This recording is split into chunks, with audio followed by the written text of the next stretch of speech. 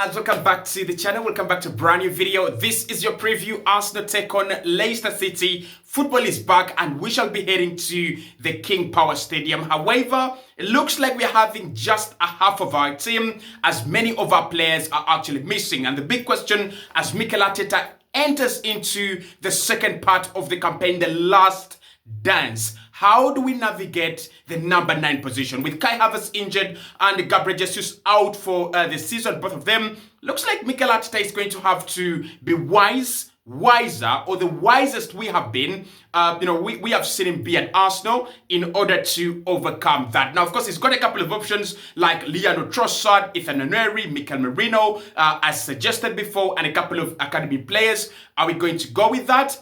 We shall be discussing in this video. But of course, we are back. Football is back. And Liverpool drawing that game against Everton now means that Arsenal are level on the number of games we played with Liverpool, with just 7 points behind. That tells you that if Liverpool do not win any of their next games and Arsenal keep winning, it could be 4 points. It could be 1 point, it could be 3 points. We just need to hang in there. We just need to keep winning. We just need to keep finding a way, and possibly we can. Now, let's get into the preview, and let's start off with the injury news because that's where the attention is. Gabriel Martinelli is not available for this game. He will be coming back mid-March. There is a bit of hope that he will be available for any of the UEFA Champions League round of 16 games. So we are praying, and so is Bukayo Saka. The staff believe that both of them are going to be massive additions to the squad when they come back. But at the moment, they will not be available for this game against Leicester City. However, Benjamin White is one player that Arsenal are optimistic can make a return. Mikel Arteta said he doesn't want to rush him. He doesn't want to, make any drastic decisions. But Benjamin White has been available for quite some time now. And if the manager decides to use him in this game and everything goes well, Benjamin White is one that could come back. The rest of the injury status remains the same. Kai Havertz is there, not coming back this season. Gabriel Jesus as well is not coming back this season as well. And Takehiro Tomiyasu is considering a second surgery. So you don't expect him this campaign. Probably you expect to see him next campaign. So how could Arsenal line up with so many injuries like that?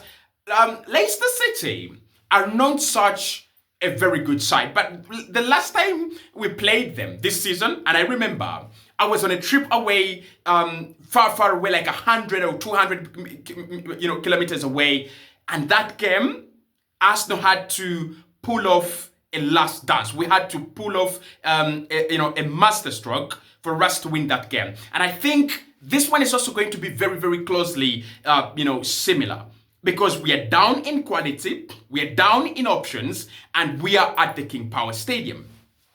But for my starting 11, David Raya is fit. That's okay. I think that's we are lucky to have him as a goalkeeper. He's been very good this campaign, one of the top performers at the club, and he's gonna have him with his defense. They're gonna have to be exceptional for the last part of the campaign. I think Raya as a player has been exceptional for the beginning of the campaign. He's gonna have to stay that for the rest of the campaign if Arsenal are going to even sniff at any kind of silverware. So Raya in goal. I think for me, White comes back already because we already have injuries.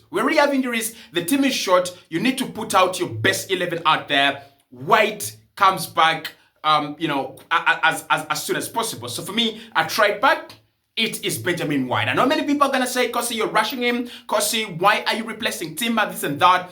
But I'll give you my reasons why Timber shifts to another position. But for me, White at right back. Saliba and Gabriel at centre back. These are very important when it comes to the last part of the campaign, because most of our goals this season are actually coming from dead ball situations, right? We are no longer creating the silky through passes and through balls that we know Arsenal could or can. And that has put Gabriel and Saliba in high goal scoring positions, and they're getting a lot of opportunities. We are gonna need them to cash in every single time they get a chance. We're gonna need them to cash in. We are gonna need them to cash in, right? So this is what I'm gonna say. Gabriel and Saliba against Leicester City, they should be given more opportunities going forward. I think defensively, they are right. I trust them to deal with whatever Leicester City are going to throw at us. But in terms of scoring goals, we do not have a striker. So Gabriel and Saliba, please at least get us 1 goal each. That is 2 goals. And that game is won. At left back, Miles Lewis-Skelly has been incredibly good. And I would keep him there, but I want Jalen Timber to play in that position. And the reason as to why I want Timber to play in that position is easy. I think we're going to need to commit more bodies from the midfield going forward. And therefore, our defensive options are going to have to be solid. And I mean solid, and I mean rock solid. So with Jalen Timber and Ben White at right back and left back, and Gabriel and Saliba at centre back, I trust the defense. I can commit Rice forward, I can commit Odegaard forward, and we can commit Partey forward in search of a goal or in search of goals. I don't think we're going to see these high goal scoring score lines, Arsenal 5, Arsenal 6, Arsenal 4. We might not see that until the end of the campaign, but we are still capable of winning games. And how do you do that? Commit more bodies forward to look for goals and just trust your defense with your gut instinct. That's why I'm bringing Timber back at left back and White back at right back. So in midfield, it's pretty much forward, but Mikel Merino has got a part to play for the rest of the campaign. You agree or disagree?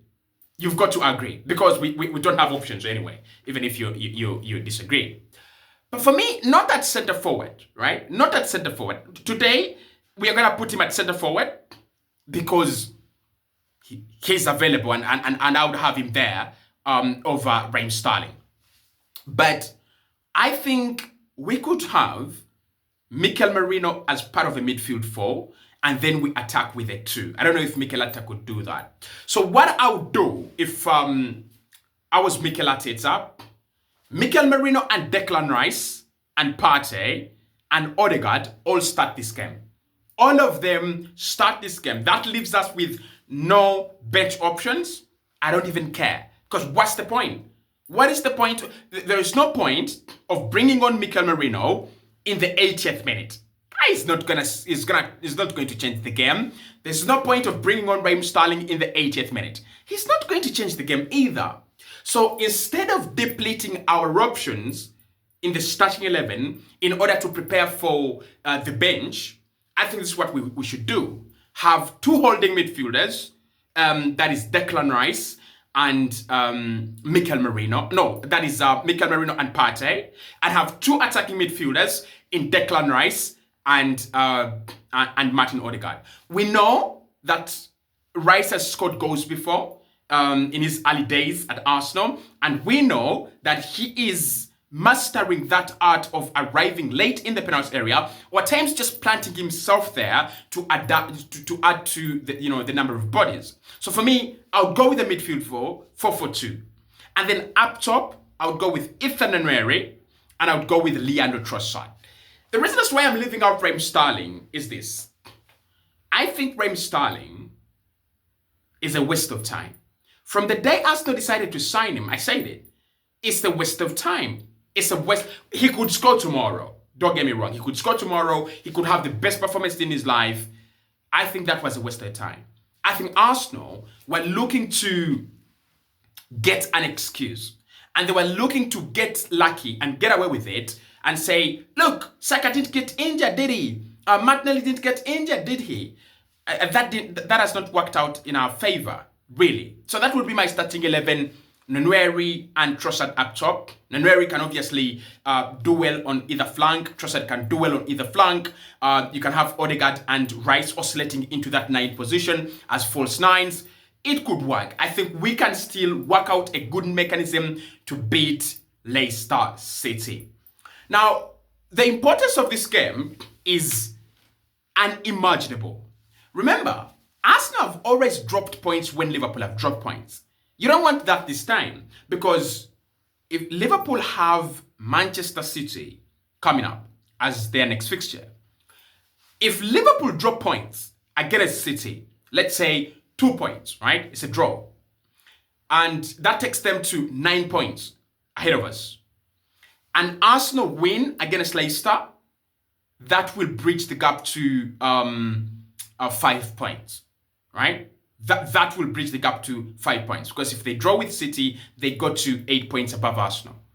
So this is a mega opportunity. Actually, in fact, you look at the fixtures that Arsenal have between now and the start of April, right? We've got, just a minute. We've got Leicester. We've got Nottingham Forest in there. We've got Manchester United in there. These are fixtures that are sweet to win. Sweet to win. Forget about that Manchester United FA Cup fiasco and drama. I don't care about that. We can win our next 4 games realistically without Martinelli, without Saka, without Havertz, right? And without Gabriel Jesus. We can win our next 4 games in the Premier League. And then as March rolls in, you're gonna have the likes of Saka coming back and the likes of Gabriel Martinelli coming back as well. So for me, I'm still gonna say this is a game Arsenal have to win. It's a must-win game. We can't blow out our candles. I've seen a few people say, "Oh, this season is over. This season is over."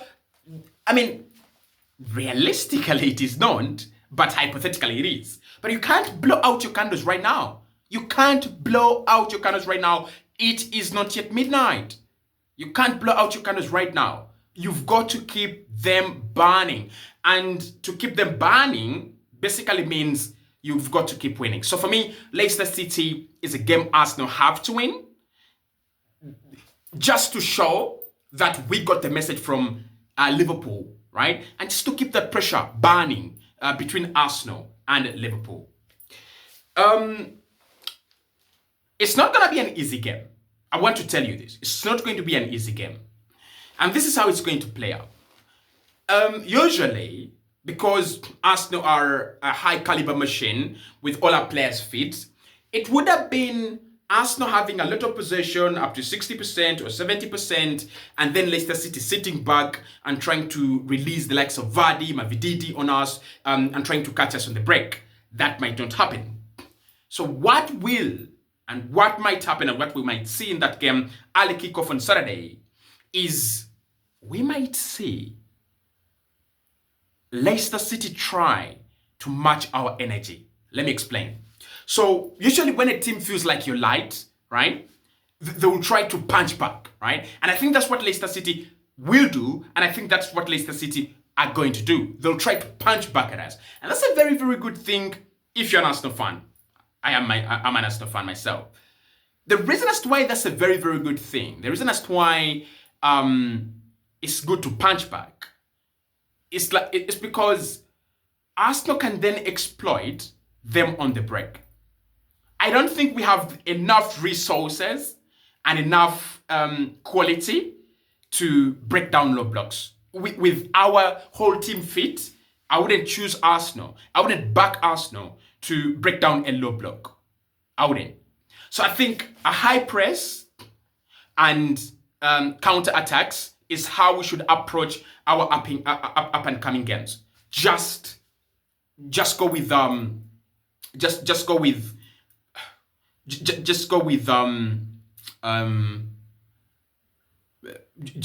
counterattacks. Just go with a high press. If we can effectively do those things, I think we can get a result. So my prediction basically comes down to this. Arsenal are going to win this game comfortably, surely? No. But are we going to win it with against all odds? Yes. And we're going to say it's going to be a 2-1. It's going to be a 2-1, difficult fixture, early kickoff, rough. I think I could see a header from one of the defenders. Doesn't matter who it's going to be. A header from one of the defenders and a goal from Martin Odegaard. And then we'll concede one. I think a 2-1, you win. You pray that Manchester City are not beaten by Liverpool. Life moves on. You wait for the next fixture. I think, like I said, our next fixtures, Manchester United, Nottingham Forest, all those guys, Chelsea, all those games are winnable if we accept who we are. We are not good enough, but we can fight. See you in the next one.